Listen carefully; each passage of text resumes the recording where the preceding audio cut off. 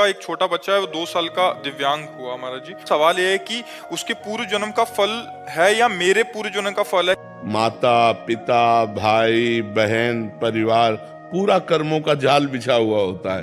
प्रधान कर्म उस जीव का होता है और सहयोगी कर्म उसके होते हैं। महाराज जी, शारीरिक कोई दोष नहीं है, वो ऑटिज्म जो आजकल बहुत बच्चों को हो रहा है, जो स्वलीनता वाला विषय है। महाराज जी अपने आप में मस्त, मतलब जो विवेक और जो विद्वता, जो हमारे अंदर प्रवीणता वो नहीं है।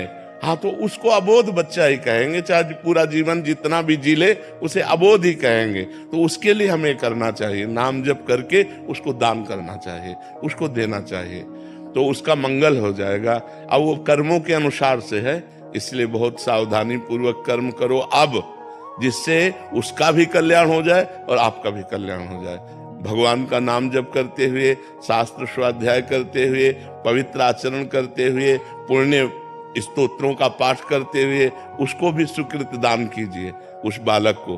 तो उसके अंदर जो दुष्कृत प्रभाव से अंग प्रत्यंग बिगड़े हुए हैं तो अपना वो कल्याण कर लेगा।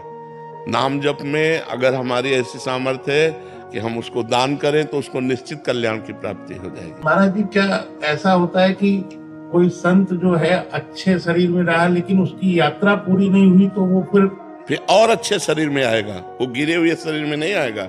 भगवान ने कहा मेरा भजन करने वाले का जब भ्रष्ट हो जाता है तो उसको अगला जन्म ऐसा दिया जाएगा, शरीर स्वस्थ, स्वरूप सौंदर्यवान और सुंदर कामिनी और महान धन संपत्ति, उसका भोग करके उसको वैराग्य दिलाकर भक्ति से पुष्ट करके भगवान की प्राप्ति अगले जन्म में करा दी जाएगी।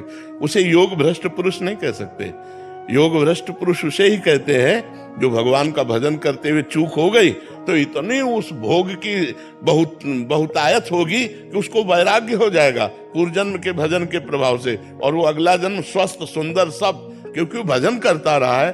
और फिर वो महान भगवान का चिंतन करते हुए जन्म से ही विज्ञानवान, जन्म से ही ज्ञानवान, जन्म से ही ब्रह्मचर्य, धैर्य, विद्वता, ये सब उसके अंदर सद्गुण होंगे, क्योंकि योग भ्रष्ट पुरुष है वो। ऐसे अबोध स्थिति